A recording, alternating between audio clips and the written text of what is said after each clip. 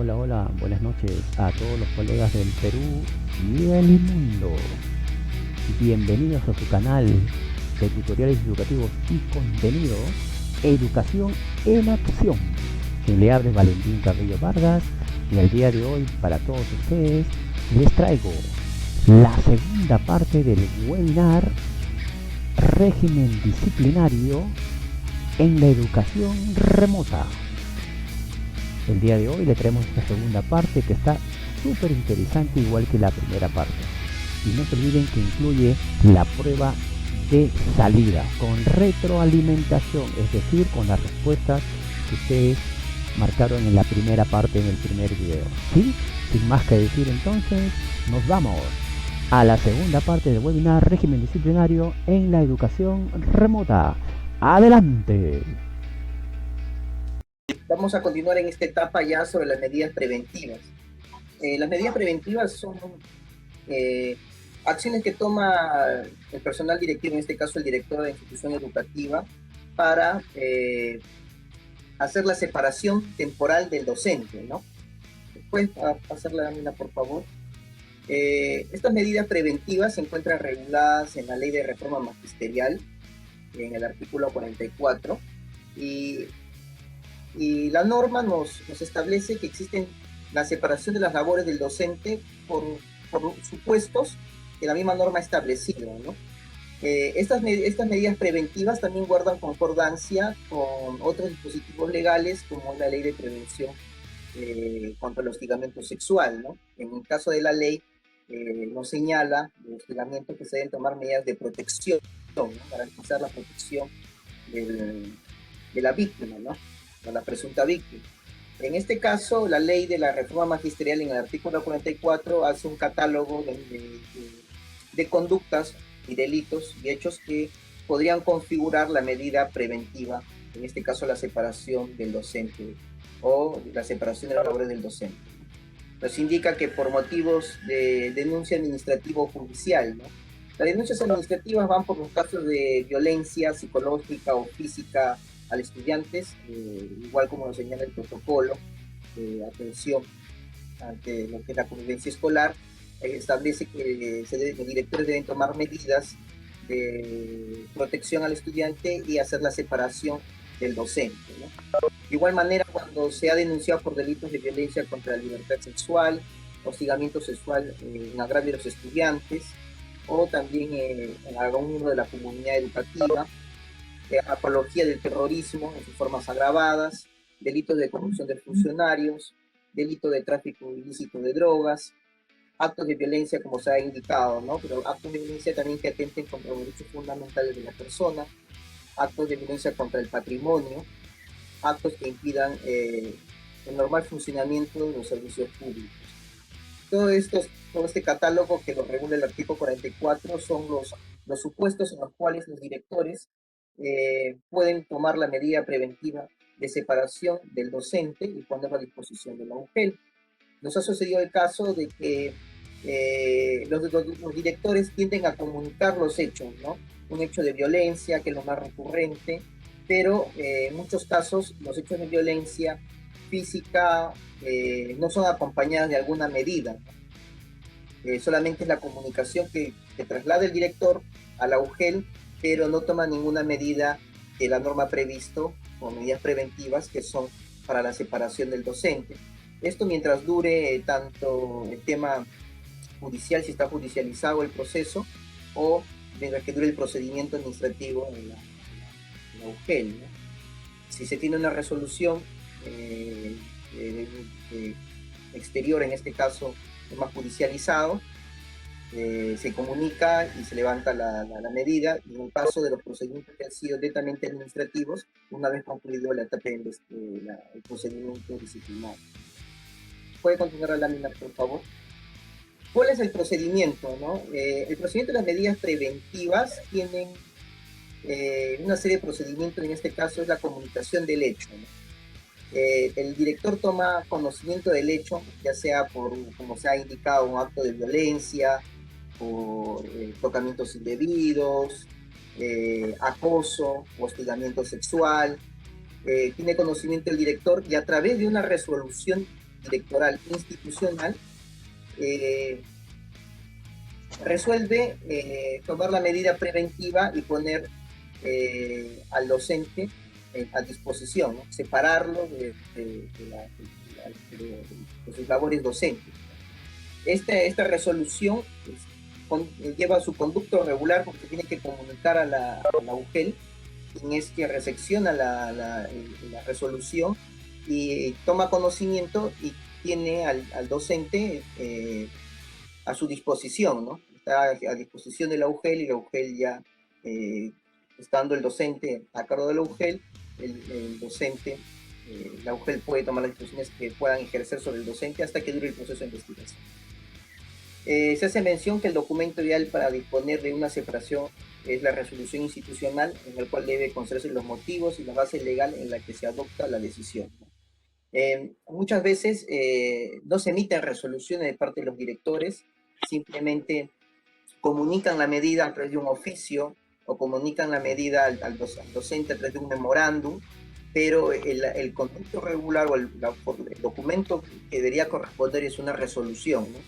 Indicando el motivo, por qué se está separando, el motivo será el hecho, buscando dentro del catálogo que se ha mencionado el tipo de conducta que se dice infringido, que dice bajo presunción el docente ese cometido, y esta información se desarrolla dentro de la resolución para que esta resolución, que está debidamente motivada, toma la decisión de la medida preventiva. Porque si no, no podría el director simplemente desplazar al docente, ¿no? Y decirle, no asistas, o no puedo, o variarlo de aula, si es que no ha emitido una debida resolución que justifique o motive su decisión. La siguiente lámina, por favor. Durante la etapa de la educación remota, hemos visto que esta situación en la presencialidad ha habido cierto desconocimiento de parte de los directivos en el procedimiento, ¿no? Muchos saben que debe hacerse las medidas, pero muy pocos el procedimiento. Entonces el procedimiento, como ya se explicó, se toma conocimiento, se desarrolla y se emite una resolución directoral institucional, la cual se comunica a la UGEL. Esa es en la forma presencial, ¿no? Hemos venido desarrollándose antes del trabajo remoto. Esta resolución de comunicación de separación se hace tanto en documento y también el desplazamiento, o en este caso la separación física del director, ¿no? Porque el director, del docente que ha infringido la norma, va a acudir, va a tener que hacer presencialidad en la UGEL, ¿no? A partir de la comunicación que haga el director a la UGEL. En el tema de la educación remota o el trabajo remoto, la resolución va a cumplir va a seguir siendo la misma. Se tiene que emitir para la medida la medida preventiva, tiene que igual emitirse una resolución directoral. En este caso será un documento será virtual, un documento digitalizado, si tiene firma digital o con la firma, como dice la directora, escaneada. Y este documento se comunica a través de las plataformas que ha implementado la UGEL para que puedan ustedes ingresar documentos, ¿no? Entonces, acompañando el oficio que traslada la denuncia por alguno de los hechos que ya se han mencionado, hostigamiento, violencia, apología, o algunos delitos que se hayan cometido, se acompaña el oficio, se acompaña la denuncia, se acompaña el acta, de acuerdo a lo que establece el protocolo, y se acompaña también la resolución institucional, ¿no? Que toma la medida. Todo esto de manera virtual, todo esto de manera digital, para que la comunicación pueda llegar de manera correcta a la UGEL. Ahora, sobre la ejecución propia de la medida, que es la separación del docente, y que el docente ya no va a prestar servicios a la UGEL, porque en esta etapa del trabajo remoto ya no va a haber la presencialidad. Se pueden tomar otro tipo de medidas de acuerdo al estudio del caso, la evaluación del caso.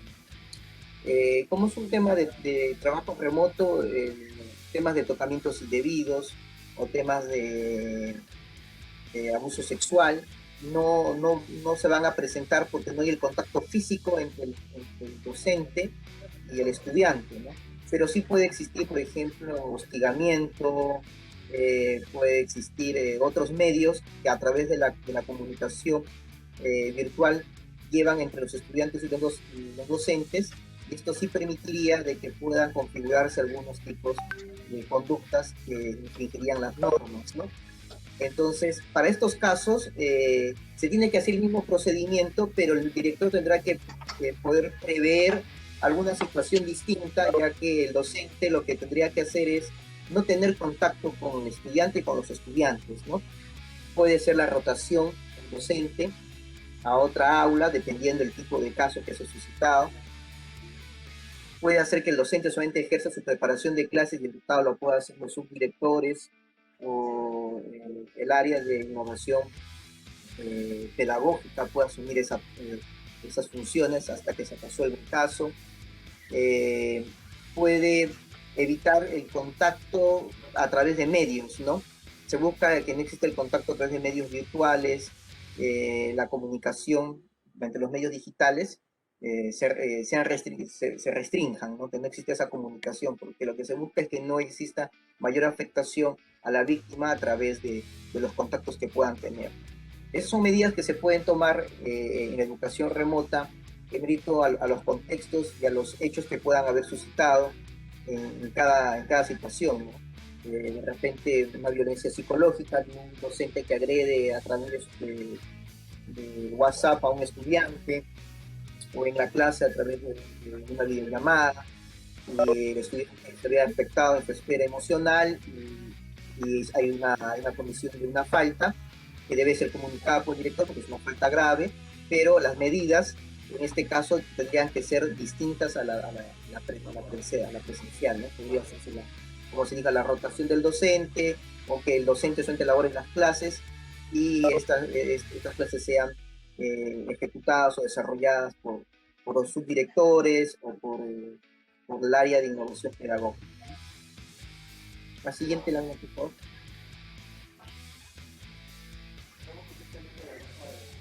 Estas son las medidas preventivas que se consideraron necesarias que puedan saberlas, no en el tema del contenido, porque ustedes saben estas medidas, pero sí el procedimiento, ¿no?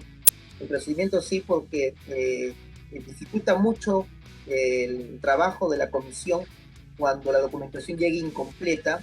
Esta documentación incompleta demora en ser requerida, ser solicitada, y esa demora hace que no se pueda atender rápidamente el caso, y después de atender el caso, el profesor se pueda, si corresponde o no, reincorporarse a sus labores, ¿no? Entonces genera ese espacio de tiempo que los estudiantes pierden clases debido a que no hay docente por las medidas preventivas, ¿no?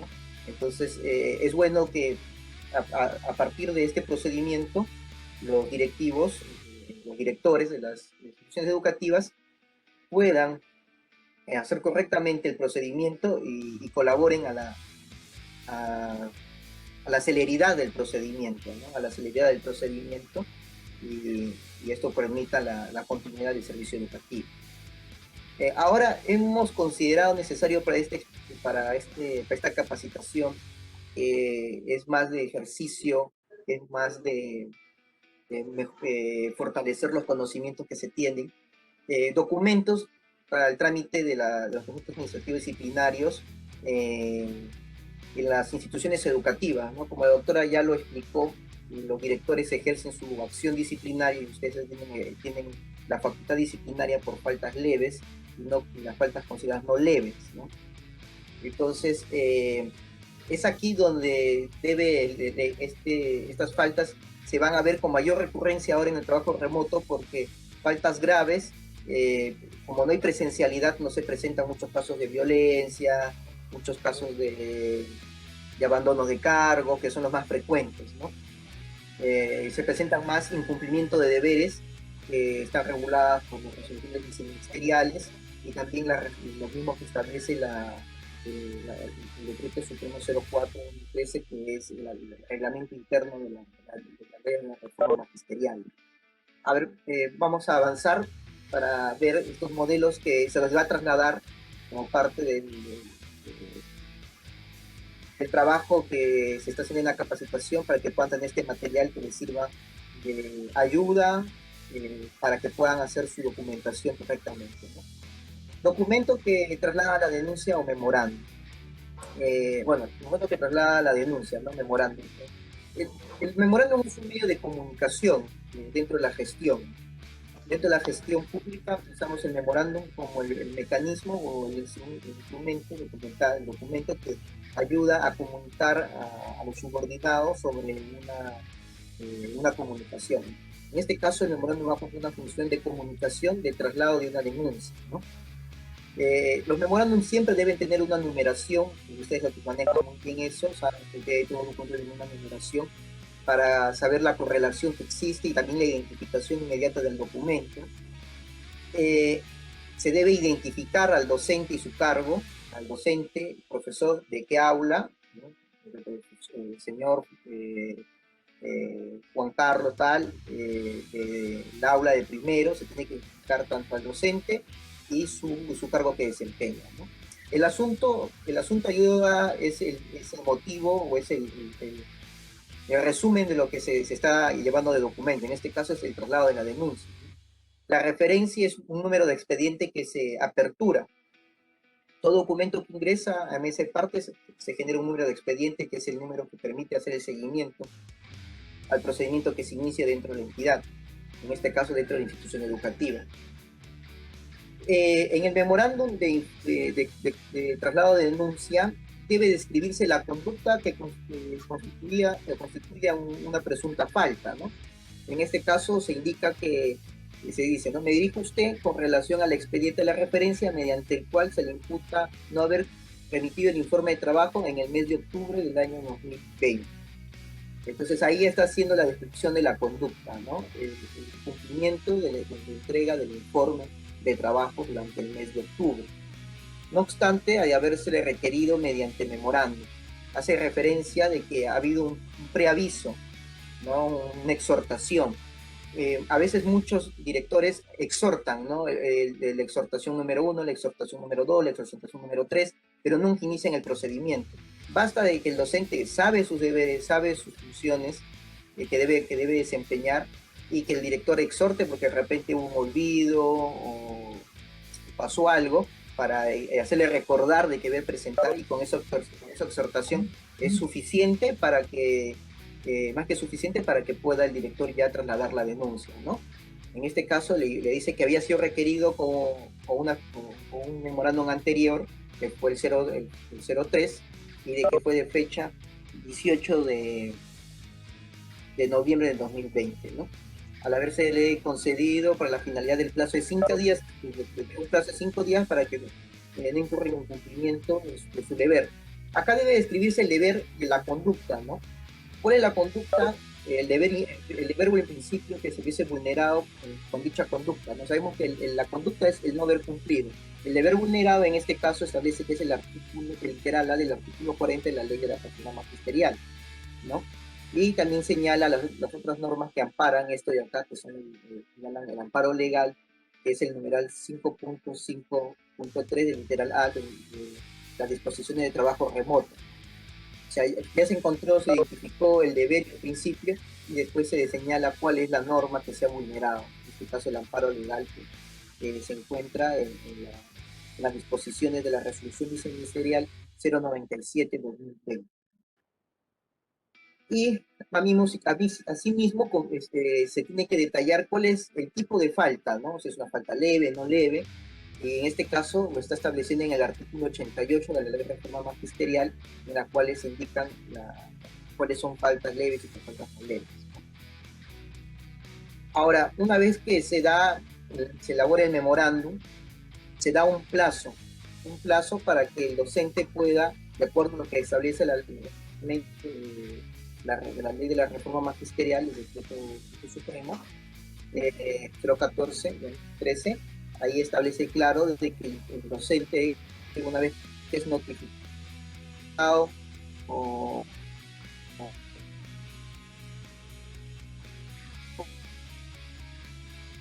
la comunicación de la denuncia, de señalarle el plazo que tiene el docente para que pueda presentar los descargos, se precisa el tipo de sanción en la que se podría cometer, ¿no? Sabemos que las faltas leves y no leves, como se ha señalado, están sujetas a sanciones como amonestación estricta o suspensión. Finalmente, pues, va la firma del director de la institución educativa. Siguiente, por favor. Todo procedimiento administrativo está sujeto por normas y disposiciones legales de carácter general. Eso es bueno que se resalte. Y es por eso que los directores siempre deben tener en cuenta la 2744, el administrativo general, y especialmente cuando se ve la potestad sancionadora administrativa que está en el artículo 248, que establece, hay un principio que se aplica constantemente, que es el debido procedimiento, ¿no? ¿Y por qué el debido procedimiento? Porque el debido procedimiento es lo que permite que el acto administrativo disciplinario no sea considerado posteriormente como nulo, ¿no? Entonces, si el memorándum que se inició inicialmente expresa el tipo de tipicidad de la conducta infringida, las normas que se han vulnerado, establece el plazo para el docente para hacer el descargo, está cumpliendo con el debido procedimiento. Ahora, dentro del plazo que tiene los 10 días para hacer los descargos el docente, el director evalúa los medios probatorios, que es parte también del debido procedimiento, que es motivar la resolución administrativa con los elementos que dieron inicio al procedimiento, con los medios que pueda ofrecer el docente, ¿no? Y a partir de ello poder determinar si existe la responsabilidad o no del docente. A ver, pasamos a la segunda lámina, que es el documento que permite la amonestación, ¿no? Pone una sanción de amonestación.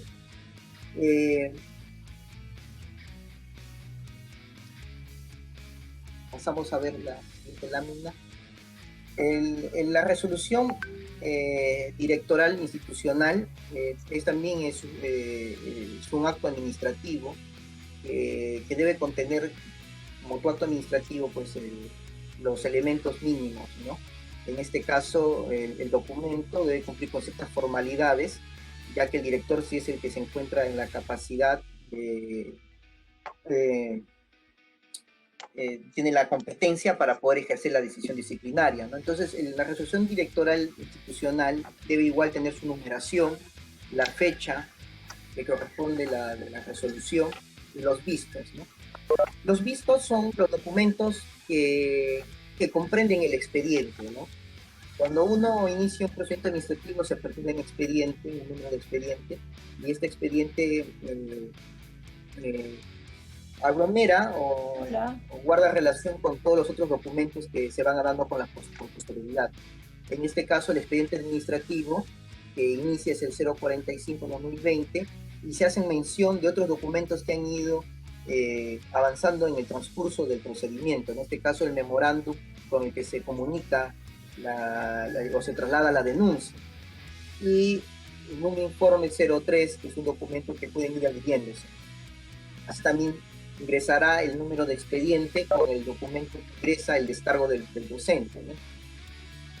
Una vez que se ve esto, se vuelve a hacer los considerandos, ¿no? Los considerandos son las consideraciones, son las consideraciones que van a dar lugar al acto resolutorio, a la resolución. Pues en este caso se va a describir, precisar la conducta del docente en la que hubiese incumplido en el tipo de falta que hubiese ocurrido el docente. Manteniendo la misma línea que se explicó anteriormente, dice, ¿no? El profesor se le imputó que no había participado en la reunión de trabajo colegiado, bueno, esto está distinto al anterior.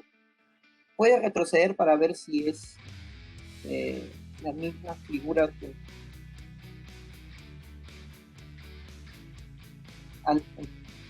anterior. Este es por suspensión anterior, este es por amonestación. Vamos a hacer esta amonestación y la suspensión va a ir muy parecida a esta, ¿no? El profesor que antes se manifestó se le imputó no haber remitido su informe de trabajo del mes de octubre de 2020. No obstante de habérsele requerido mediante memorándum número 03 de 2018 y se otorgó para tal finalidad el plazo de 5 días hábiles. O sea, ahí está describiendo la conducta.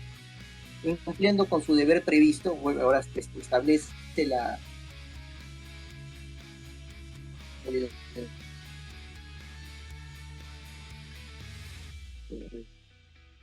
Disculpe, doctor Hans, su audio está fallando. deber incumplido con su Doctor deber Hans, ahora sí. figurándose la falta prevista en el literal F, ¿no? Que el profesor, en uso de su derecho de defensa, porque el derecho de uso de defensa es un derecho constitucional, no se puede sancionar si no se ha permitido, y que esa es parte del debido procedimiento, el ejercicio del derecho también de defensa y evaluar los medios probatorios y los recursos que ha sustentado el docente, ¿no? O cualquier administrado, ¿no? El profesor, en uso de su derecho de defensa, presentó su descargo manifestando que indicar que de manera consista, bueno, acá el director puede es trasladar en la resolución lo que argumenta el docente, ¿no? ¿Cuál fue el motivo por qué no presentó su informe, ¿no? Justificará a través de su descargo el motivo, bueno, dirá que no tuvo luz, que se le fue el internet, no pagó el internet, y bueno, explicará cualquier circunstancia que exprese su defensa, ¿no? Después de ello, se debe hacer la evaluación de la conducta y la subsanción de esta como infracción legal, precisando cada uno de los documentos probatorios. Se precisó la conducta, se dio el espacio al descargo y pasamos a hacer la evaluación que se decía, la evaluación de los medios probatorios que dieron origen al traslado de la denuncia. En este caso es el memorándum que exhortó el requerimiento. En este caso, habiéndose evaluado todos los actuados, se llega a establecer que el procesado incurrió en la conducta imputada, incumpliendo con su deber previsto en el literal del artículo 40, el literal A del artículo 40, y también las disposiciones establecidas en el trabajo remoto, así como se encuentra prevista en el literal F del artículo 88.1 del reglamento de la reforma magisterial. Esa es la conducta que se les ha incumplido, y se ha aprobado con indicar que todos los documentos probatorios no se encuentran corroborados. Una vez que se hace todo el análisis, se debe buscar que se debe corroborar cada uno de los documentos que se han presentado para sustentar la resolución. Finalmente, en la parte resolutoria se debe sancionar, se indica, ¿no?, la sanción, ¿no? Dice, artículo 1, sancionar al profesor, ¿no?, tal, con, en este caso, se ha considerado que es una amonestación escrita, ¿no? Una amonestación nada más, porque bueno, el documento está por los fundamentos expuestos en la presente resolución electoral institucional. Se notifica al profesor, porque el profesor tiene que tener conocimiento de la sanción para que pueda hacer su derecho a ejercer el derecho de doble instancia, en este caso de poder apelar, de no estar de acuerdo con la sanción, y también se remite la resolución, se remite a la UGEL 07, en este caso a la UGEL, para que sea registrado en el legajo personal del docente, ¿no? Esto es lo que sucede, que muchos docentes, muchos directores no utilizan este procedimiento y solamente mandan un memorándum y dicen amonestación escrita por no haber cumplido, ¿no? Entonces nunca se hizo el procedimiento de otorgarle el derecho de defensa, nunca se emitió una resolución, y el documento que se emitió como amonestación escrita nunca se elevó a la UGEL para que sea registrada en su informe personal. Entonces, cuando el director va y dice, ese docente incurre constantemente en faltas, no cumple su trabajo, ¿lo sancionó? Sí, ¿qué hizo? Le mandó un memorándum. Y el memorándum lo puso como, bueno, el memorándum es un documento que no corresponde ser, porque la norma establece que es una resolución, pero sin embargo tampoco el memorándum lo elevan, o sea, tampoco hay el conocimiento o no saben el procedimiento de que deben elevar la resolución de sanción a la UGEL, ¿no? Y este es un tema porque constantemente se sanciona a los docentes, solamente por faltas graves y muy graves, ¿no? Ya sea cese temporal o institución, pero muy pocos docentes son sancionados por faltas leves o considerando leves, ¿no? Este mismo procedimiento o este mismo ejemplo de documento debe ser, pasamos a la siguiente, a ver, es para la suspensión. La suspensión ya es otro tipo de sanción que va en mérito a, como lo ha explicado la doctora, las faltas consideradas no leves, ¿no? Puede suceder que el docente llegue tarde en un periodo, el director llega a las tardanzas, hace su consolidado de tardanzas, y muy al margen de que se da el descuento, se hace la acción disciplinaria y por las tardanzas entonces el director lo sanciona. Ahora estamos en educación remota, dirán cómo sea la situación. Supongamos que ahora realmente con escrita por no haber cumplido con mensual. El director puede considerarlo que sigue siendo una falta leve y lo vuelve a sancionar con amonestación. En la tercera que vuelve a incumplir el docente, ya no sería una falta leve, sería una falta no leve, y ya habría dos amonestaciones, pasaría a ser una suspensión, ¿no? Porque es lo que la norma dice, cuando existen dos amonestaciones, por lo cual la tercera sea una suspensión. Puede haber concurrencia de faltas o puede ser la misma falta, o por la misma falta. En este caso, la suspensión, que es una sanción con mayor rigidez, con mayor pena, por así decirla, debe aplicarse criterios como indicó la doctora, los criterios de razonabilidad y proporcionalidad. Estos criterios de razonabilidad y proporcionalidad son también principios del derecho administrativo sancionador y que se encuentran regulados en la Ley de Procedimiento Administrativo General, ¿no? Igual en el artículo 248 establece de que debe existir la razonabilidad para prever el tema de las sanciones, la proporcionalidad de la sanción. Son criterios que incluso son evaluados por el mismo servir cuando se impone una sanción, ¿no? Ver si la sanción dentro del contexto que se daba correspondía a ser la mínima o la máxima, ¿no? Entonces ver algunas agravantes, consideraciones, antecedentes para poder determinar la falta. Pero tenemos desde un día hasta 30 días en la suspensión. Pero en la misma estructura que es este documento hace lo mismo, ¿no? Se tiene que siempre hacer la descripción de la conducta del docente, el deber incumplido, el tipo de falta que ha cometido, indicar los argumentos de los descargos cuando se le corre traslado, que eso es importante, y vuelvo a recalcar, el derecho de defensa del docente es muy importante porque va a permitir que se diga que se ha cumplido con el debido procedimiento y que no se ha afectado el derecho de defensa del docente. Y también ese derecho de defensa se había plasmado en los considerandos, en los argumentos que indica el docente por qué no debía ser sancionada en su descargo. Después, evaluar nuevamente todos los medios probatorios, como se ha dicho en anterior, se evalúan los medios probatorios con la conducta, se verifica que sí se ha infringido la norma y después de valorar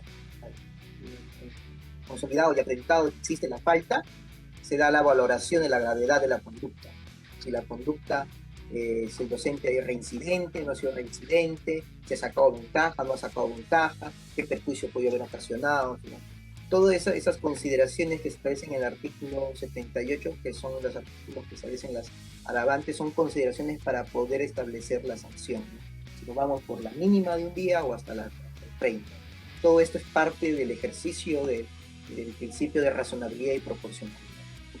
Eso es lo que hemos querido el día de hoy. Vamos a finalizar una exposición de trasladarles a ustedes que son parte de la acción disciplinaria igual que la CEPAT y que un poco se ven los informes calafonarios que docentes tengan sanciones por faltas leves, amonestaciones o suspensiones, que a veces eso también sirve para poder valorar la conducta del docente posteriormente con otro tipo de faltas, ¿no? Si el docente concurre constantemente en cumplir las normas o no. Y también para el ejercicio de ustedes mismos, para que puedan ejercer y puedan exigir a los docentes a través de su acción disciplinaria que las normas les ha facultado. Gracias. Muchas gracias, doctor Hans. Ahora vamos a pasar a la sección de preguntas y nos va a apoyar la doctora Diana. Doctora Diana, por favor, para la lección de preguntas. Sí, Antes que nada, les agradeceríamos por favor que las preguntas Sí, buenos días. formuladas estén referidas a, a las temáticas que se están exponiendo. Respecto de las medidas preventivas, tenemos una pregunta. Es la siguiente. ¿Cuánto tiempo aproximadamente demora desde que un directivo separa con resolución directoral institucional a un docente hasta que se imponga la sanción? Y mientras tanto, los estudiantes, ¿con quién se quedan? Sí, esa es una pregunta que me imagino quisiera a dar. El tema de las medidas preventivas, medidas de prevención preventivas, se dan por hechos muy especiales, ¿no? Hostigamiento sexual, violencia sexual, violencia, y otros tipos de figuras que, de acuerdo a lo que establece la norma, debíamos nosotros emitir una resolución dentro de 30 días, 5 días que se notifique y todo lo demás, pero hay ciertas situaciones que se presentan, que es ese requerimiento de información, ¿no? Porque la CEPAC, para hacer el proceso de investigación, necesita constantemente entrevistar a estudiantes, se necesita solicitar información si es que esto ha ido a la fiscalía para ver si la fiscalía ha tomado la declaración del menor, porque el menor no puede ser revictimizado. Son hechos que se presentan a menudo y que hacen que el procedimiento no cumple los plazos establecidos por la norma, ¿no? La norma establece los plazos de investigación, y una vez instaurado el plazo que se tiene para emitir el informe final. En este caso, lo que sí se pide para llegar a ese plazo y esa celeridad es, eh, es que los directores colaboren con la información completa, como le digo, que emitan la resolución de disposición, que llenen correctamente las actas, porque hay directores que solamente mandan un oficio indicando el hecho que ocurrió y no emitan el acta, ¿no? El acta que establece el protocolo de violencia escolar, eso es acta, no la remiten, no remiten registro de estudiantes, o sea, la nómina de estudiantes, para que permitan a la comisión poder identificar a los compañeros que puedan dar los testimonios, declaraciones. Tampoco remiten la dirección a veces de los padres de familia para poder notificarlos, poder hacer directamente. Entonces, eso es lo que demora, ¿no? Porque un documento que salga de la comisión hasta la notificación toma un cierto tiempo hasta que nos responda. Si, como lo que está buscando ahora, se cumpliese de que se les informa de que deben remitir toda la información nómina, se debe remitir la resolución que impone la medida de prevención preventiva o la medida de separación, remite los datos de la persona afectada, el acta, ¿no? Toda la documentación permite de que uno pueda correctamente comenzar a hacer los avances de de la investigación, porque ojo que también esto pasa en que la información no solamente se quede en la agujero, sabemos que este tipo de actos son actos que son considerados delitos y que tienen que correrse traslado a distintas entidades, como en este caso la fiscalía, la comisaría, se tiene que correr traslado si es que hay un tema psicológico a un centro de salud, al centro de emergencia mujer que también colabora con estos casos y eso es lo que son los actos que se dilatan. Las medidas de prevención, si los entes se separa, tienen que buscarse otras opciones, ¿no?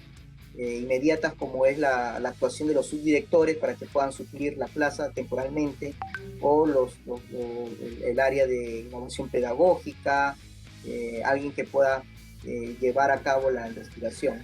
Ahora, hay hechos en los cuales no amerita de repente que el docente sea trasladado, sea separado de la institución, solamente cambiado a otra aula, ¿no? Esto es un hecho de que supuestamente, porque todo es presunto, hay una presunción, se ha trasladado. Vamos a avanzar, vamos a ver mejor respuestas ya de repente de manera personal en algún Sí, a documento. continuación vamos a pasar a las preguntas generales relacionadas con procedimiento administrativo en general. Tenemos una consulta respecto de jornada laboral. Nos preguntan lo siguiente: ¿cómo se va a trabajar la jornada laboral con los docentes, ya que la resolución viceministerial 273 señala que se trabajará jornada completa? La duda es si se adecuó el horario virtual, cómo se programará el horario ¿O de qué manera? Y si será de la misma manera que lo hacían en clases presenciales. Bien, si me permite, ¿me escucha? Sí, doctora. Ya. Bueno, efectivamente, las normas que ha emitido el Ministerio a través de la 273 ahora está estableciendo nuevos escenarios. Quizás con la idea de que en este año se volvería a una etapa presencial, ¿no? Entonces ya está preveyendo toda esa situación, pero eso no significa que ya se va a hacer, ¿no? Por eso aquí hay que tener en cuenta ciertos puntos previos. ¿Cuáles son? Primero, las disposiciones del Ministerio. Segundo, las disposiciones del Ministerio de Salud. Porque no sabemos. Ahorita estamos en una restricción focalizada, ¿no? De repente nos pueden ampliar o ya liberar de esta restricción. No sabemos, es algo indeterminado. De ahí que esta resolución establece que haya flexibilidad, lo cual no quiere decir que dejes de trabajar, sino flexibilidad. Entonces, está regulando ahora el trabajo presencial, la educación presencial, la semipresencial y la no presencial. Si fuera la presencial en un momento determinado, que se diera por disposición del ministerio, no porque ahorita digamos ya dice presencial y vamos a ir, no, tenemos que esperar las disposiciones que se haya dispuesto, que emita el Ministerio de Educación. ¿Cómo se va a dar esa presencialidad? Si es así, el control, la jornada va a ser de acuerdo a su horario que tienen, ¿no? En la cual se organicen, se establezca qué horario van a asistir. Y obviamente ese horario van a cumplir y sin sobrepasar la jornada laboral que establece el artículo 65 de la ley de la reforma. En el supuesto de que el escenario fuera semipresencial, lo que está estableciendo esta resolución es que esa semipresencialidad se realice desde el equipo de la institución, pero siempre y cuando se reúnan las condiciones de bioseguridad, con todas las medidas que establece la resolución 448 del 2020 de MINSA. ¿Eso qué significa? Que yo tengo que acondicionar mi institución educativa y dotar de seguridad para evitar el contagio. Entonces, si hay todas esas condiciones, se va a llevar a cabo, pero si no las da, entonces debo seguir con un trabajo remoto, ¿no? Entonces, todo está sujeto, como les vuelvo a repetir, a las disposiciones que emita el Ministerio en función a cuál se da y en qué momento se da. Está regulado, sí, pero eso no significa que ya yo voy a tomar escenario presencial y me voy. No, no es así. No es así. Hay que esperar todo con tranquilidad y a las disposiciones que salen. Y el otro es el no presencial, ¿no? En lo que hemos venido trabajando. La estrategia de aprender en casa. ¿Y por qué hablamos de flexibilidad? Porque no va a decir, ya usted trabaja de 8 a 1. No, porque ¿cuál es la necesidad del estudiante? ¿En qué momento necesita asistencia? ¿No? Entonces, eso obedece a una calendarización, a un periodo de planificación, a un periodo de acuerdo entre directivos y docentes. Para eso está la semana de gestión. Entonces, a eso se refiere con flexibilidad, pero siempre cumpliendo la jornada.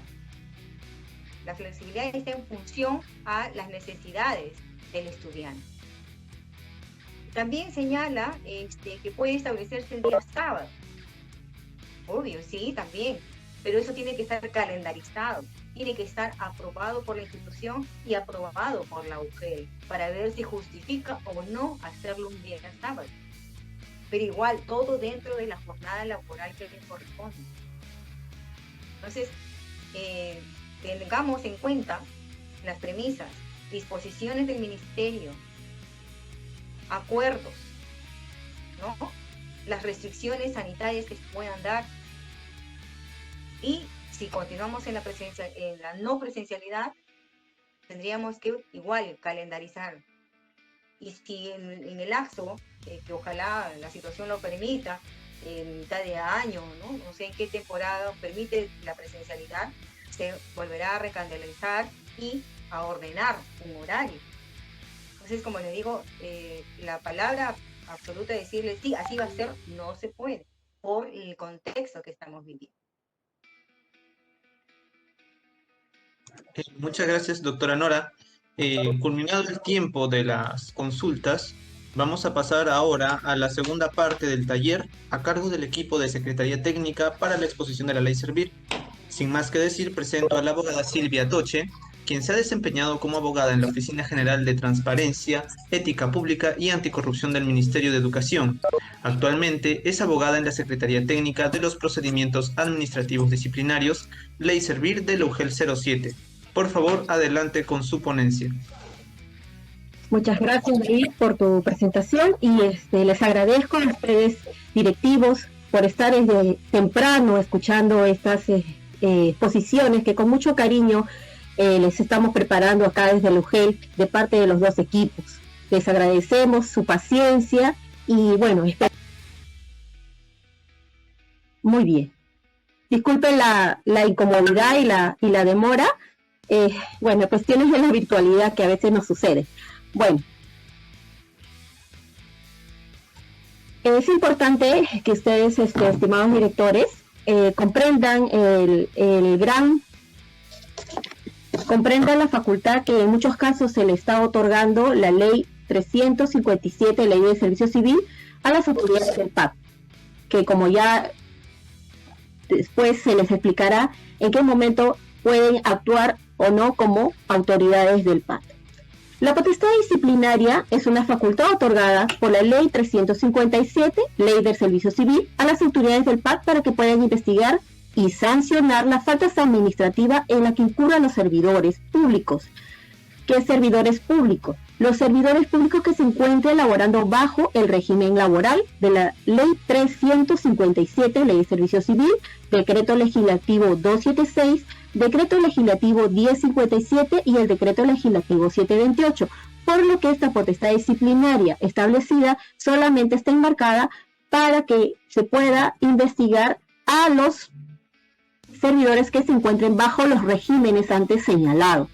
Asimismo, los auxiliares de educación también podrán ser procesados en materia disciplinaria bajo estas normas procedimentales establecidas en la ley 357. Algo hay que tener muy en cuenta, ¿no? Como autoridades del PAC, que debe estar bien claro para que se pueda ejercer un debido procedimiento. La conducta, en primer lugar, imputada o denunciada, debe ser calificada como una denuncia, como una falta en la ley. Asimismo, por esta falta también se debe establecer una correspondiente sanción.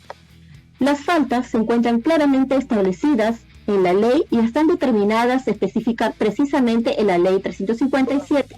También en el TUO de la ley 2744 también nos encontramos por infracciones al Código de Ética y también cuando se encuentren establecidas como faltas en el reglamento interno. Siguiente diapositiva, por favor. Las autoridades del PAC. ¿A quiénes le llamamos autoridades del PAC? Se encuentran regidas bajo el principio de legalidad establecido en el numeral 1 del artículo 248 de la ley 2744. Principio que establece que si la ley no le otorga esta potestad, no se puede ser autoridad del PAC. Para poder determinar las autoridades del PAC debemos establecer la línea jerárquica. En el contexto educativo la encontramos establecida en nuestra resolución ministerial 215-2015. Con la línea jerárquica, ¿a qué nos estamos refiriendo? A la relación de subordinación establecida de un servidor, en el caso de que sea denunciado, a las funciones o encargos que debe de reportar frente a una oficina, frente a un equipo, frente a una dirección, un área, una jefatura o gerencia a la cual pertenece. Siguiente diapositiva, por favor. Aquí en este gráfico vemos, hemos establecido las autoridades de PAC que se encuentran plenamente establecidas en el artículo 92 de la ley 357. Como ejemplo, estamos poniendo, por ejemplo, específicamente existen 4: el jefe inmediato, el jefe de recursos humanos, el titular de la entidad y el tribunal de servicio civil. Vamos a poner un ejemplo. Como jefe inmediato, digamos, de un auxiliar de educación, de una secretaria, de un personal de servicio, de un oficinista, de un auxiliar de biblioteca, Sería, en nuestro contexto educativo, el director de la institución educativa. Como jefe de recursos humanos, se encuentra establecido en nuestra institución como el director del sistema administrativo número 2 del área de recursos humanos. Como titular de la entidad, tenemos a nuestra directora de la UGEL 07. Y finalmente tenemos a la cuarta autoridad, que es el Tribunal del Servicio Civil, que finalmente resuelve en segunda instancia las apelaciones de las resoluciones que emitan los órganos sancionadores. Siguiente diapositiva, por favor. En esta diapositiva vemos una correspondencia entre falta disciplinaria y sanción. ¿Y por qué debe existir esta correspondencia? Porque de ello depende de la falta, de la calificación de la falta, corresponde a una determinada sanción y asimismo la determinación de un determinado órgano instructor o sancionador. Por ejemplo, esto se encuentra establecido en la ley 357, en donde establece que ante una falta leve le corresponde una sanción de amonestación verbal o escrita. Igual, ante una conducta que es calificada por su gravedad como para una suspensión o destitución. Aquí hay que hacer un pequeño aclaro en cuanto a la amonestación verbal. Muchos han tenido casos en que se debe entender que esta amonestación es justamente verbal, como su mismo nombre lo dice. No lleva ningún procedimiento, ¿no? Y se hace en privado y no genera ningún registro en relación al legajo o en todo caso al escalafón que se pueda poner. Generalmente son llamadas de atención que hace el jefe inmediato, en este caso, poniendo en un contexto educativo, en un director de la institución educativa que llame a un auxiliar de educación, a determinado personal, por poner un ejemplo, en cuanto a una inconducta, de repente alguna gritos, de repente se exaltan en una reunión, etcétera, etcétera. Pongamos un ejemplo. Entonces ellos pueden ejercer esta facultad disciplinaria en cuanto a este tipo de sanción. En cuanto a la falta a la sanción de amonestación escrita, sí lleva un procedimiento al igual que la sanción de suspensión y destitución, que posteriormente se les va a explicar. Siguiente diapositiva, por favor. Las fases del PAT. ¿Qué significa fases? Tenemos entendido, como ya le hemos explicado, que existe una autoridad administrativa que va a encargarse de instruir y sancionar. Para ello debemos entender claramente que esta es una fase. Dentro de esta fase existen dos, una instructiva y sancionadora, que tiene un plazo plenamente establecido en la ley 357, por lo cual se les precisa esta importancia por cuanto nosotros como órgano de apoyo técnico legal a ustedes, señores directivos, debemos de cuidar el plazo de esta fase, de estas dos fases, la instructiva y sancionadora, por cuanto hay un plazo en el que debemos de cuidar para no incurrir en una responsabilidad administrativa. La primera fase es la instructiva. ¿En qué consiste la fase instructiva? ¿Qué consiste? ¿Qué debe hacer? ¿Quién es el que está actuando en la fase instructiva? Bueno, pero en la fase instructiva específicamente es una autoridad del PAT, la autoridad del órgano instructor, que va a investigar, va a reunir los indicios. Si encuentra indicios que correspondan al inicio de una sanción, entonces emitirá el correspondiente acto resolutivo. La segunda fase pertenece a la segunda autoridad que interviene en este procedimiento, al órgano sancionador, al órgano no que va a investigar, porque eso ya lo hizo el órgano instructor, ya investigó, ya buscó entrevistó, adjuntó, requirió toda la información necesaria y va a emitir en un documento que pues también se les va a explicar, va a emitir toda la investigación y todas las conclusiones a las que ha llegado en la fase instructiva. El órgano sancionador entonces va a recibir toda la documentación de la fase del órgano instructor, en el cual va a evaluar y puede también actuar nuevos elementos probatorios a efectos de poder determinar los hechos imputados al procesado en la resolución de instauración. Siguiente documento, por favor.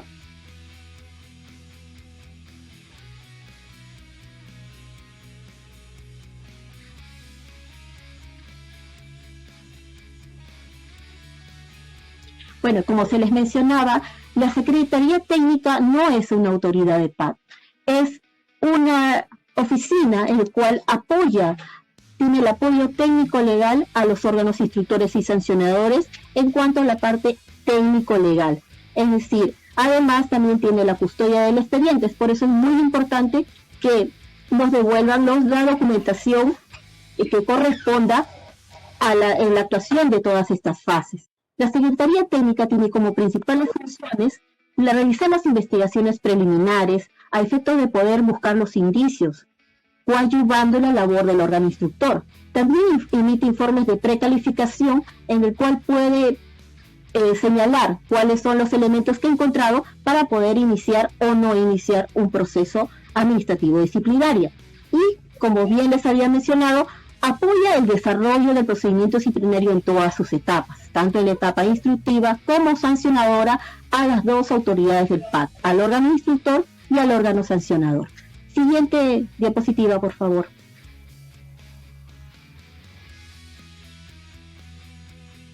Bien, tenemos el inicio de la fase instructiva. Listo. Recuerden que el inicio de la fase instructiva y sancionadora es una fase muy importante y tiene un plazo. El órgano instructor, ¿cómo se inicia? El órgano instructor recepciona el informe de precalificación, ¿cierto? El informe de precalificación en el cual la Secretaría Técnica ha elaborado todas las actuaciones y diligencias a efectos de poder determinar si la conducta imputada al investigado resulta ser una falta pasible de sanción. Ahora, remite. ¿Y qué remite a quién? Remite al órgano instructor, que en el caso de nosotros, con el contexto educativo, muchas veces tienen que actuar ustedes como directivos, como órganos instructores, al determinarse que la posible sanción a la conducta de repente denunciada de un personal del servicio, digamos, sea de suspensión. Entonces, ¿qué es lo que va a hacer? La Secretaría le va a hacer la resolución y le va a remitir una resolución, un proyecto de resolución de inicio del PAC. Nosotros le llamamos ROI y lo van a recibir mediante esta virtualidad por correo electrónico, en el cual se le va a remitir tanto el informe instructor como la resolución. Y esta resolución tiene de suma importancia, por cuanto aquí el órgano instructor que recibe este proyecto, en este caso, muchos de estos casos van a ser ustedes, señores directivos, se va a identificar al servidor, y ahí se tiene que identificar qué régimen laboral tiene para poder que pueda seguir en este procedimiento de la Ley de Servicio Civil. Recuerden que es muy diferente a la anterior exposición en cuanto al procedimiento disciplinario, porque estamos hablando de servidores bajo ciertos regímenes laborales ya mencionados. Entonces se tiene que identificar, se tiene que describir los hechos. Ustedes van a encontrar en la resolución de inicio todos estos puntos que se encuentran establecidos en la Ley 357. Se tiene que describir los hechos, cuáles son los hechos y circunstancias, el día, la fecha, la hora, las circunstancias, la norma que habría incumplido el investigado al haber actuado de esta manera y la posible sanción que le correspondería. Los derechos y las obligaciones del servidor, la autoridad para que recibir los descargos y plazos y las autoridades instructoras y sancionadoras que van a actuar en el proceso disciplinario que se le estaría instaurando. Debe estar acompañada de todos los antecedentes. Esta resolución de inicio es el inicio y el contexto en el cual el procesado va a ser investigado, por cuanto no posteriormente a haberse notificado al procesado ya no puede haber variación, no se puede haber variación de los hechos descriptivos, de la norma, de la sanción y sobre todo de los hechos imputados.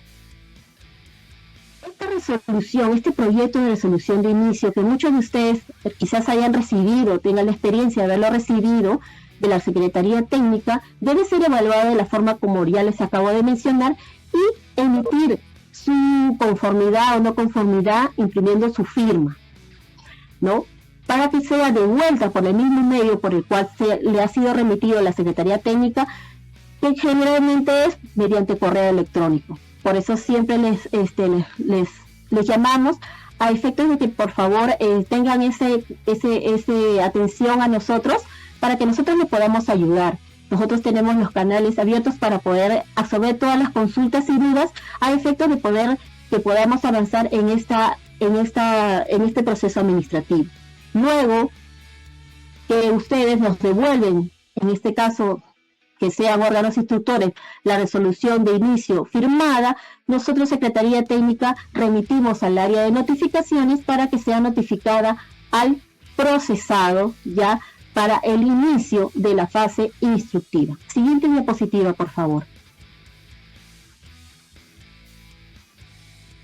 Entonces, como ya les había mencionado, el acto que marca el inicio de esta fase instructiva sería la notificación de la resolución de instauración, ¿no? Que ha sido firmada por el órgano instructor. Que en muchos de los casos actúan ustedes como directivos, ¿no? Como órganos instructores. ¿Qué es lo que se va a actuar en esta fase instructiva? Luego de notificado al procesado, ¿no? Con el acto de inicio, con el ROI, él tiene el derecho a presentar su descargo en el plazo de 5 días, prorrogable por 5 días más, ¿no? Y luego de ello se van a actuar, la Secretaría Técnica también está en esta etapa ayudándolos para poder conseguir todos los medios probatorios y actuar todos los documentos que sean necesarios a efecto de poder sustentar la resolución de inicio y la falta y la sanción que se le imputaría al investigado. Finalmente, esa fase instructiva concluye ¿con qué? Con el documento llamado Informe del órgano instructor final, y es el documento que contiene finalmente las conclusiones a las que se ha llegado luego de toda la investigación efectuada por el órgano instructor, el cual va a tener principalmente los antecedentes, la identificación de la falta, la norma, los hechos, el pronunciamiento muchas veces del servidor al descargo presentado, de repente se han actuado, documentos que el procesado ha requerido actuar, ¿no? Y las recomendaciones, sea de sanción o sea de absolución, de acuerdo a lo investigado. Es por ello que este documento, que es generalmente firmado por ustedes, señores directivos, cuando se impute una falta grave y que amerite una sanción de suspensión, entonces tiene que ser bien evaluado. Tiene que ser bien evaluado y tiene que ser bien sustentado en caso se determine que se aplica, que el servidor es merecedor a una sanción. Es por ello que ahí deben actuarse todas las pruebas. Tenemos pronunciamientos del servir en donde nos señalan que como órganos instructores y como entidad, nosotros tenemos la carga de la prueba, o sea, nosotros tenemos que probar que ese servidor ha incurrido en la falta que se le está imputando y por ello tenemos que hacer todos los medios necesarios para poder. Ahora, luego de concluido ello y habiendo agotado todas las actuaciones probatorias, se emitirá una correspondiente conclusión, ¿no? Con el informe final llamado el informe final del órgano instructor. Siguiente diapositiva, por favor. La segunda fase es la sancionadora. Aquí, como bien claro les he mencionado, la fase sancionadora está a cargo de otro órgano, que se llama el órgano sancionador, aquel órgano que se va a encargar de evaluar todas las acciones y todo el informe efectuado, el informe final efectuado por el órgano instructor. Entonces, inicia con la recepción del informe del órgano, el informe instructor final del órgano instructor, lo recepciona. Una vez recepcionado este informe, el órgano sancionador va a comunicar al procesado que ya se ha concluido con la etapa instructiva para que él pueda ejercer su derecho a presentar, si lo requiere, un informe oral, ¿no? Y se tiene un plazo para ello. Finalmente, luego de haber recibido su informe, de haberle determinado una fecha para ello, ya se encuentra expedita ya el expediente y la documentación para poder emitir ya una resolución, ya sea sancionando, ya sea absolviendo, de acuerdo a lo investigado, ¿no? Entonces, esta resolución ROS, contiene igualmente antecedentes, la falta incurrida, las normas vulneradas y la responsabilidad y todas las actuaciones, y plenamente sustentado por qué se le está sancionando, con qué documentos se le está sancionando. Esto lo digo repetidamente porque es muy importante. Como le mencionaba, hay pronunciamientos de servir donde señalan que se debe de probar y se debe de agotar todas las actuaciones necesarias para poder probar la falta imputada. Siguiente diapositiva, por favor. Espero que haya sido clara en relación a ello, y voy a dar pase a la siguiente expositora, que le va a explicar la segunda parte de esta exposición. Doctora Nora, por favor. Gracias, doctora. Bien, continuamos con la secuencia. Ya la doctora les ha explicado las fases que se cumplen dentro de un proceso disciplinario cuando se trata de procesar a un servidor público, ya sea oficinista, secretario, auxiliar, como lo ha mencionado. Entonces, como ejemplo de faltas, a ver, para poder ingresar a la otra partecita que nos va a ilustrar mejor quién es el órgano sancionador, quién es el instructor, qué cosa soy yo. Bueno, vamos a ver. Por ejemplo, las faltas leves son aquellas, ya dijo la doctora, que están en correspondencia con la amonestación escrita, ¿no?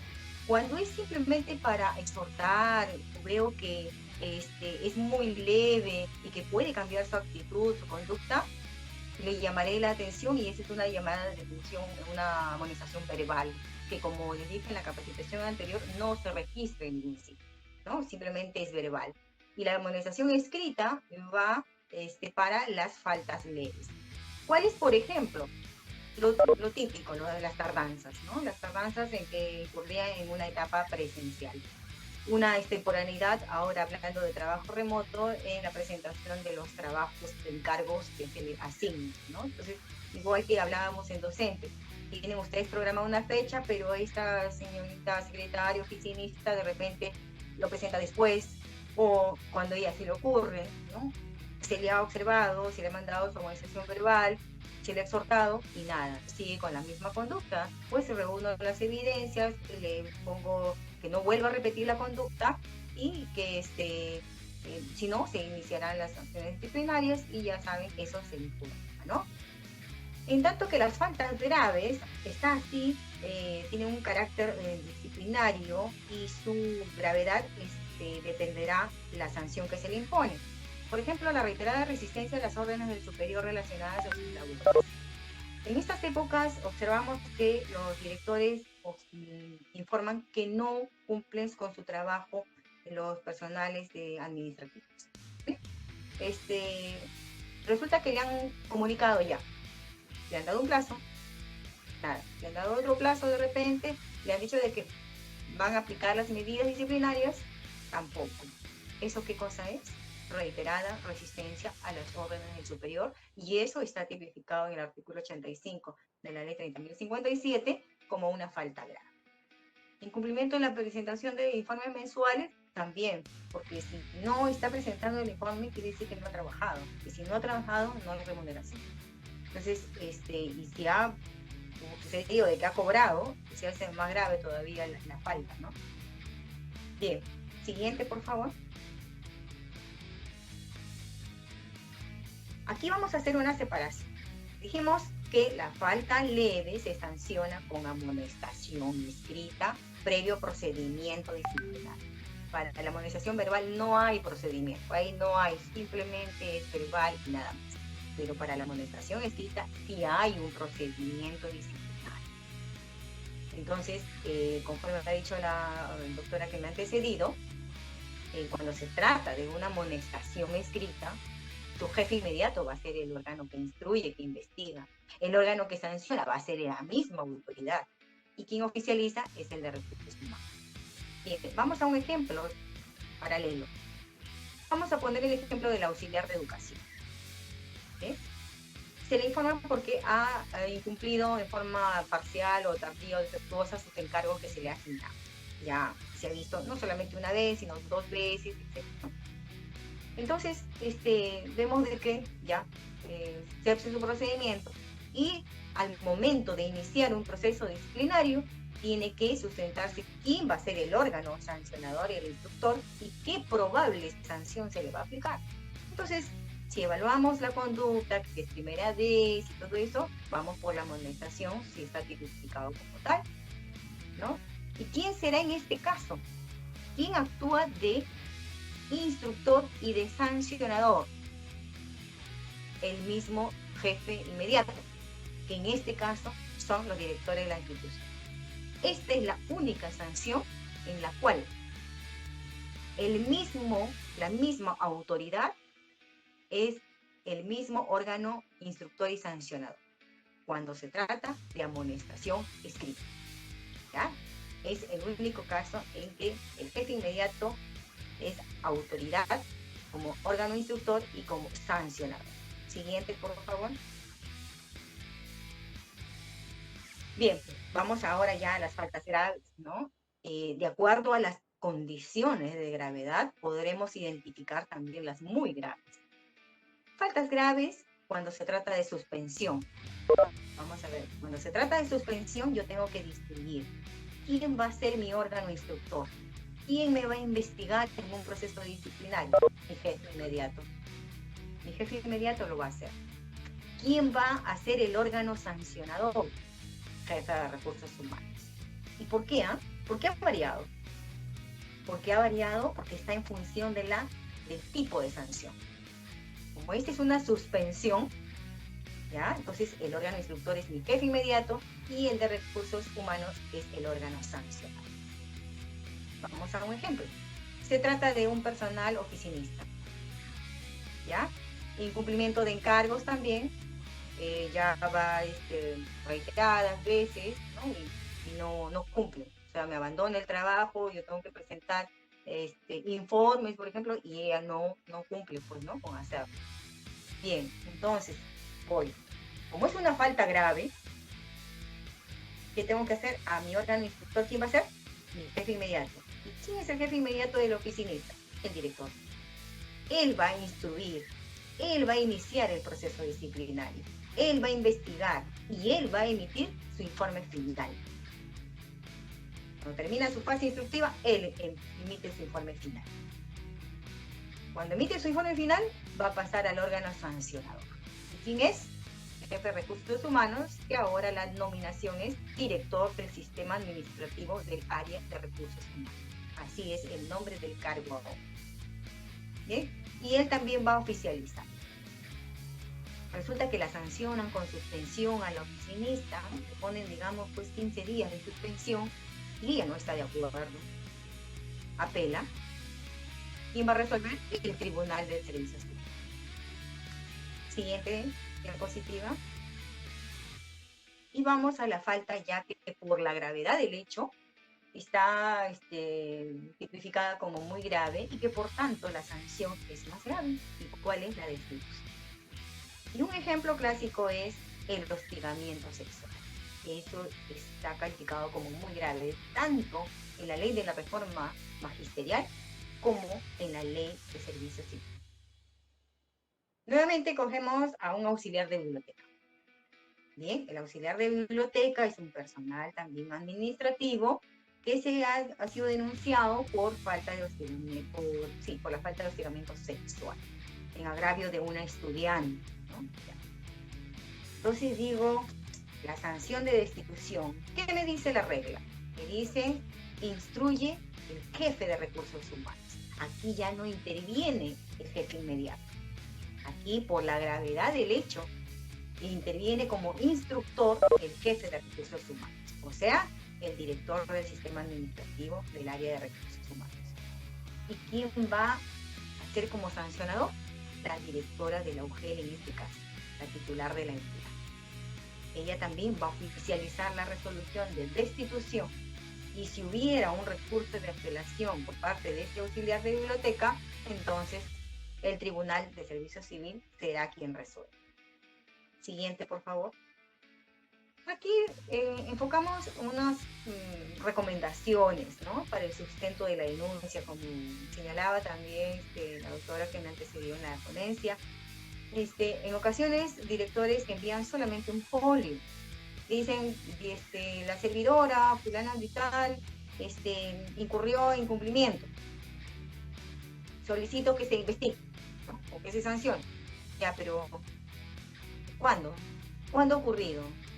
¿Cuándo has coordinado con ella ese encargo? ¿No? No me dices, no me precisas los hechos.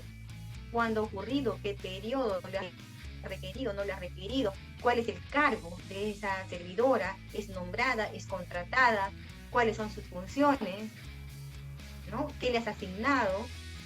¿Dónde la voy a notificar? ¿Tiene un correo ya en la institución? ¿No? Entonces, y todo eso, la falta de esa información, si bien es cierto, llega a nosotros así simple, nosotros les solicitamos al director, pero eso lleva un tiempo. Y en la virtualidad que estamos, bueno, ahora la facilidad ya existe el correo, pero existe un tiempo dentro que va, que se le concede, que retorna. Entonces, y ese tiempo se pierde cuando a veces los directores sí tienen estas evidencias y que pueden adjuntar sin necesidad de solicitar. Entonces, se recomienda que adjunten todas sus evidencias, sus informes del subdirector administrativo, si en caso haya en la institución educativa, precisar los medios tecnológicos en los cuales han tomado los acuerdos. En los casos de auxiliares hemos encontrado de que se han reunido todos los auxiliares con el director y han señalado sus funciones, qué es lo que van a hacer, cómo van a apoyar al docente, cómo van a ingresar, cómo van a reportar sus informes. Todo eso está en su reunión de acuerdo. Entonces, en función a eso, cuando llega a incumplir, se dice, así acordamos. Entonces, se le da un plazo. No cumple, listo. Con esas evidencias podemos iniciar un proceso disciplinario. Siguiente, por favor.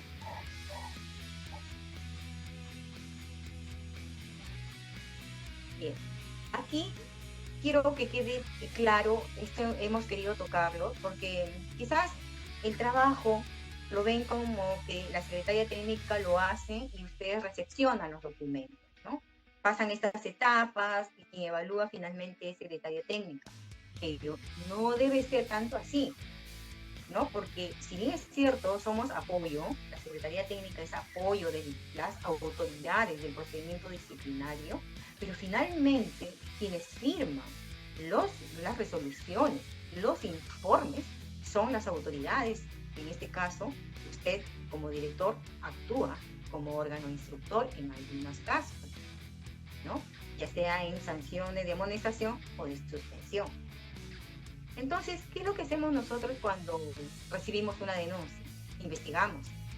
Investigamos y si se detecta de que no hay pruebas suficientes, se da el informe de archivo y queda ahí. ¿Ya? Si el director no está de acuerdo, ¿no?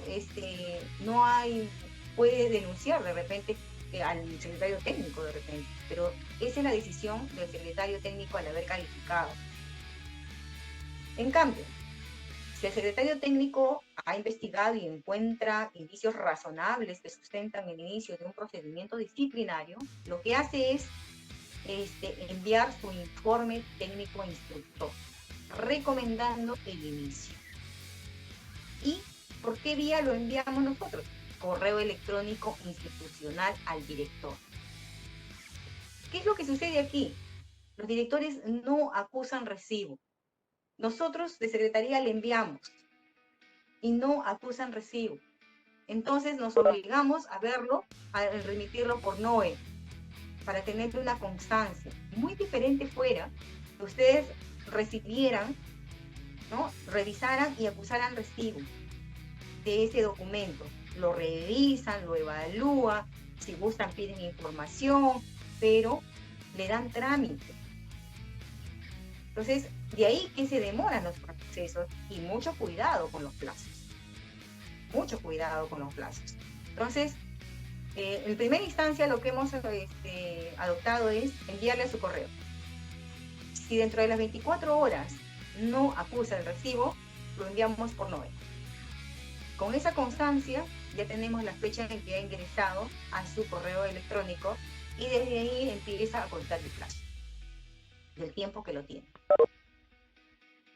El director entonces lo recibe, lo revisa, y si está de acuerdo con el proyecto de resolución del órgano instructor que dispone el inicio del proceso, lo va a firmar.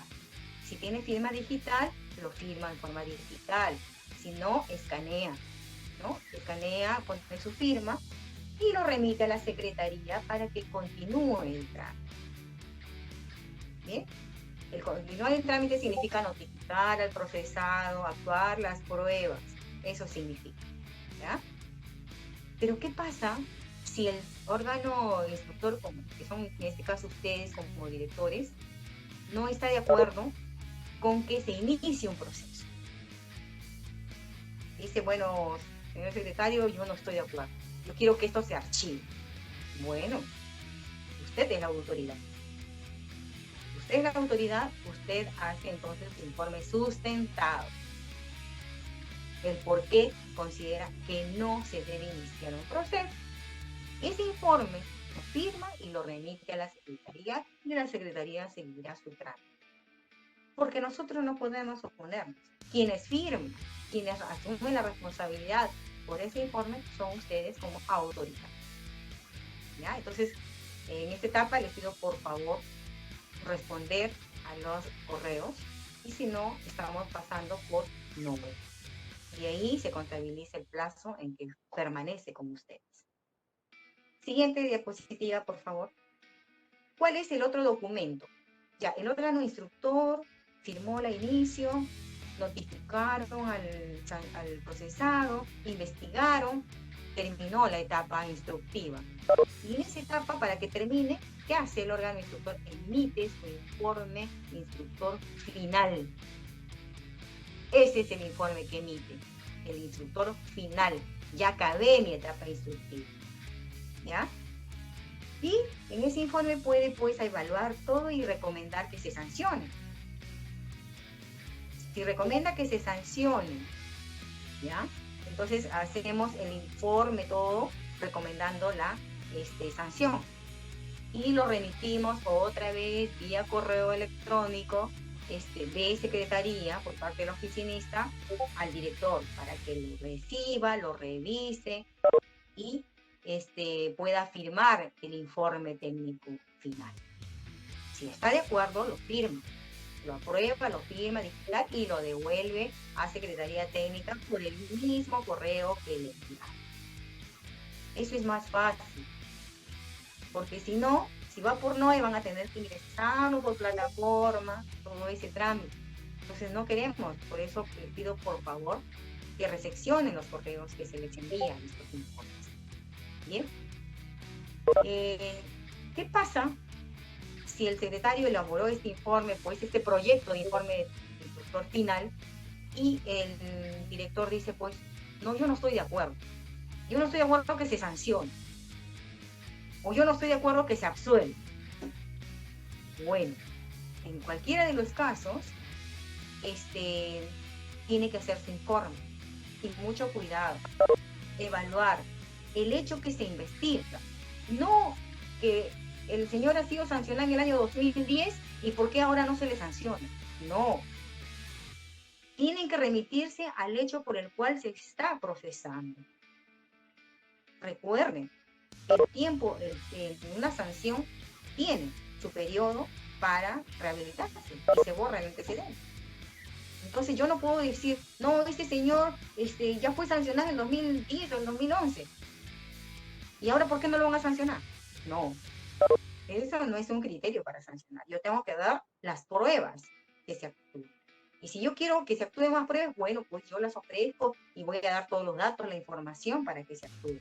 Pero mucho cuidado con el plazo, porque si ustedes se exceden del plazo que les voy a señalar después lo que sigue, la responsabilidad es de ustedes. ¿Ya? Entonces, por eso es que hay que tener cuidado en la agilización del trámite de estos documentos.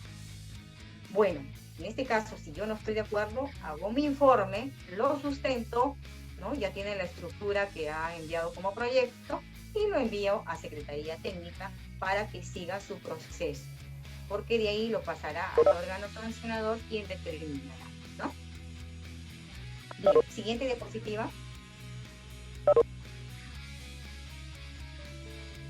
un precedente de observancia obligatoria? Ustedes saben que los precedentes que emite la Sala Plena del Tribunal de Servicio Civil son de observancia obligatoria, de cumplimiento obligatorio, ¿no? Para los procesos disciplinarios en este caso.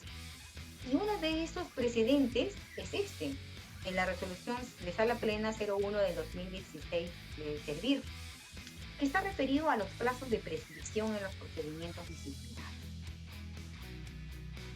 Esta resolución siguiente plantea, bueno, ya la ley establece que tenemos dos plazos de prescripción, el plazo de inicio y el plazo de procedimiento.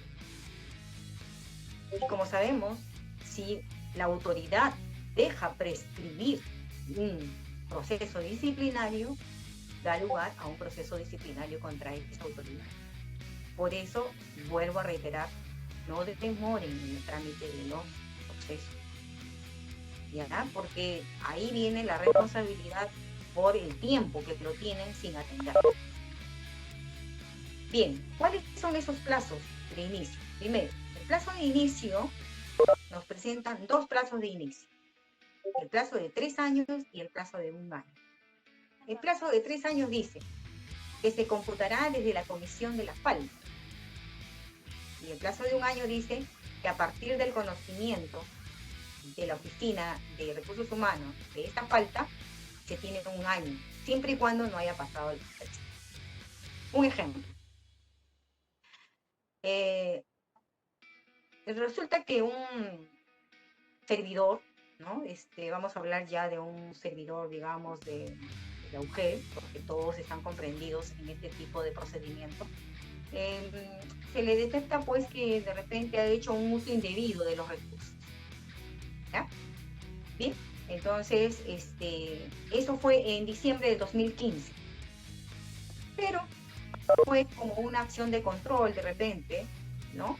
Y resulta que con todo ese procedimiento se fue a Contraloría, le declararon no lugar las facultades y regresó. Regresó pues en el año 2019. 2015 al 2019 ha pasado con exceso los 3 años, ¿no? ¿Listo? Llegó a la UGEL en el 2019, cuando ya había vencido ese plazo de los 3 años para poder iniciar un procedimiento disciplinario. Por tanto, se tiene que establecer la prescripción del proceso, porque ya pasó ese primer plazo de 3 años. Lo otro es, siguiendo con el mismo ejemplo, cometió en el 2015, pero el informe para iniciar el proceso pone a conocimiento la autoridad a recursos humanos en el año 2017. 2015, 2016, estamos. No ha pasado los 3 años. No ha pasado. Listo. En enero del 2017, el jefe de recursos humanos toma conocimiento del hecho. Verifico. ¿Ha pasado los 3 años? No. Ya. Entonces, ese plazo se salva. Voy al segundo. Desde enero del 2017 yo tengo hasta enero del 2018 para iniciar el procedimiento disciplinario. Si yo me paso de ese plazo, prescripción y responsabilidad para quien dejó prescribir. ¿Ya? Por eso hablamos de los dos plazos de inicio del procedimiento. Siguiente, por favor. Ahora, el plazo del procedimiento. En el ejemplo que les acabo de dar, inicié el procedimiento disciplinario, vamos a suponer en enero lo recibí del 2017 y voy a iniciarlo en agosto del 2017. ¿Hasta cuándo tengo para terminarlo? 1 año, pero ese año se cuenta a partir de que es notificado el procesado. Yo lo instauré, mi resolución salió el 17 de agosto del 2017, pero le notificaron el 25 de agosto del 2017. A partir de ahí empieza el año. 25 de agosto del 2017 hasta el 25 de agosto del 2018 tengo para concluir mi proceso disciplinario. Si no lo concluyo, ¿qué pasa? Prescribe. Y si prescribe, la responsabilidad es de los que tuvieron el procedimiento, el órgano instructor, el órgano sancionador. ¿Bien? Entonces, mucho cuidado entonces con los plazos, tener mucho cuidado, siempre se les recomienda, por eso en los oficios, cuidar mucho el plazo, ¿no? Nosotros vamos llevando el control, pero si ustedes se demoran, sale ese control de nuestras manos, ¿no? Bien, con esto he concluido mi participación. Muchas gracias por su atención. Adelante, David.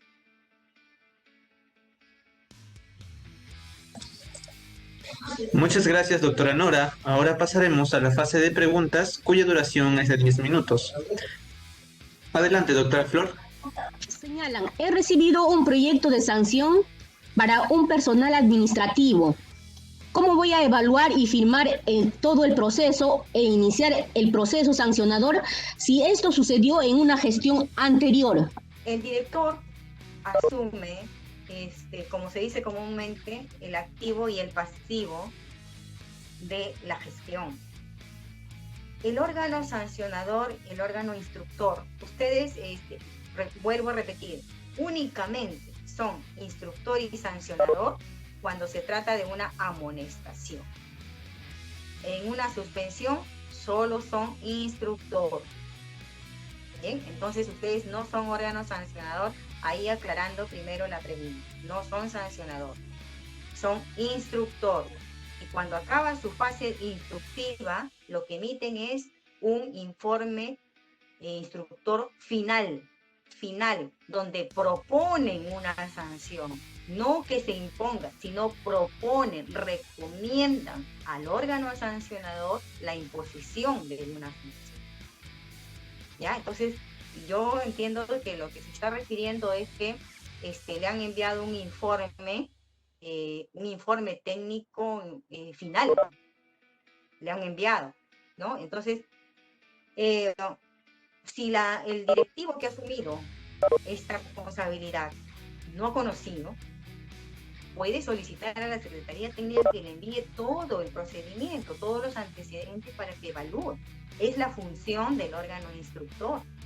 Si el órgano instructor dice, ay no, acá hay otras pruebas que no se ha actuado, que actúese en esto, ya dispondrá que la Secretaría actúe las pruebas. Si son testigos tendrá que señalar qué nombre, dónde se les va a notificar, quiénes han participado. Porque si en el expediente no está y el órgano instructor dice que se pida las testimoniales, tiene que saber a qué testimoniales, porque de repente el agraviado o el agraviado no lo menciona o se ha agotado y sin embargo el órgano instructor dice de que se haga testimoniales, pero no sabemos a quién, ¿no? Entonces el órgano instructor tiene que indicar qué prueba quiere que se actúe y dar los datos, ¿no? Para que se pueda ampliar, cuidando siempre el plazo. Cuidando siempre. Bien, doctora, hay otra pregunta. Señalan, para el caso del auxiliar de educación, la llamada de atención, ¿en qué norma se sustenta? Porque no está dentro de la ley de reforma magisterial ni en su reglamento. Gracias. Bien, para comenzar debemos tener bien claro quiénes son los servidores a los cuales los órganos sancionadores, en el caso que van a actuar muchas veces ustedes, directivos, a quienes nosotros vamos a procesar. Como bien es establecido, el régimen laboral del auxiliar de educación está bajo, como ustedes bien conocen, por la ley de la reforma. Sin embargo, la ley del servicio civil, la ley 357, ha señalado que solamente para efectos disciplinarios, el auxiliar de educación va a ser procesado bajo las normas del procedimiento de la ley de servicio civil. Todo lo demás y de facultades, todos los demás derechos les corresponde a la ley de la reforma magisterial. Ese es el único caso, digamos, especial en el cual es bastante peculiar el caso del procedimiento disciplinario. Es por ello que si les llama la atención, claro, el auxiliar de educación está bajo las normas de la ley de la reforma, sin embargo, la ley ha determinado que para cuestiones disciplinarias, es decir, que para efectos de que pueda ser sancionado ante una inconducta, pueda hacerse mediante la ley del servicio civil. Es por ello que esa norma en la que se sustenta y el procedimiento que se le sigue es el auxiliar de educación, es el que se les ha explicado en esta exposición de la Secretaría Técnica. Gracias. Bien, doctora, hay otra pregunta y señalan lo siguiente.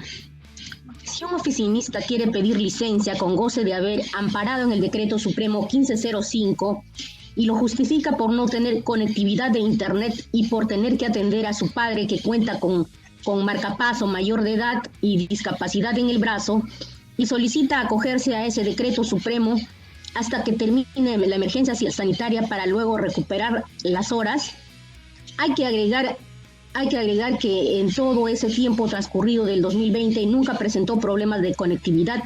Procede a otorgarle la licencia con goce de haber. Si es una licencia de este tipo, ¿quién lo prueba? Bueno, me permite contestarle.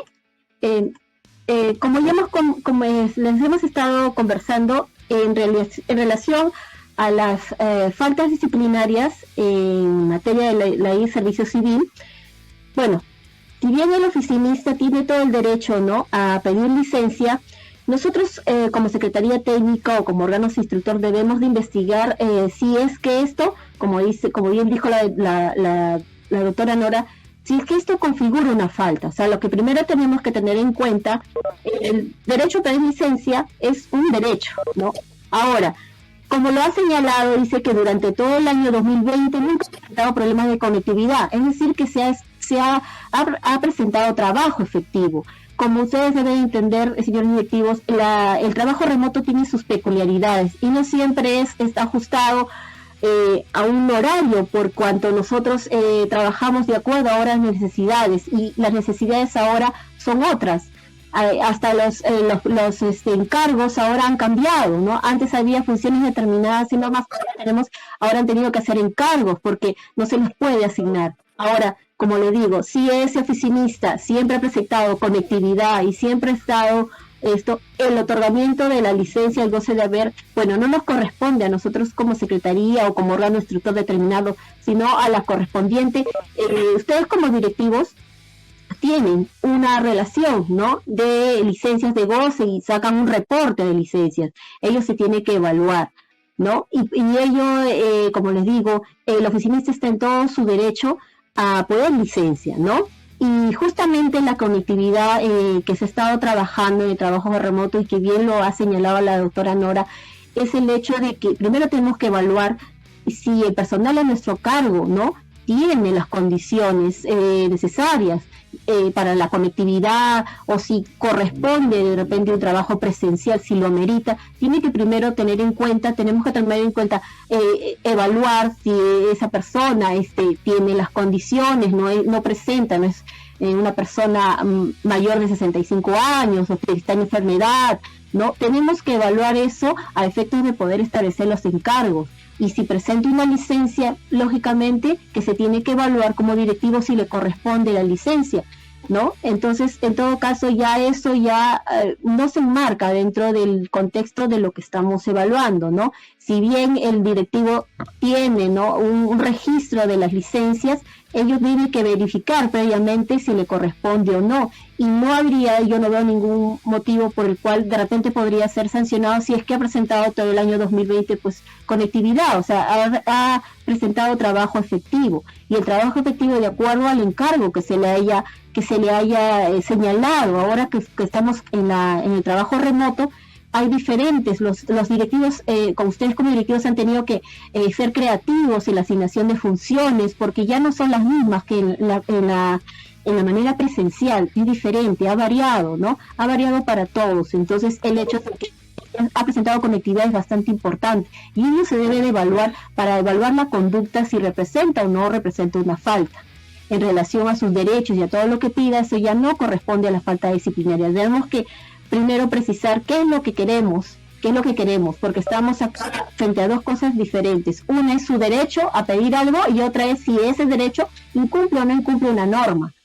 Una cosa diferente es que esa persona no haya presentado conectividad, no haya presentado trabajo efectivo durante todo el año, lo cual correspondería, como ya se lo ha explicado la doctora Nora y hemos venido repitiendo, que se informe, ¿no? Y que informe con documentos, qué documentos se ha establecido la asignación de funciones, con qué documentos se le ha reiterado, ¿no? Y ello sería. Ahora, en cuanto a las licencias, eso corresponde ya a otro tipo de tratamiento.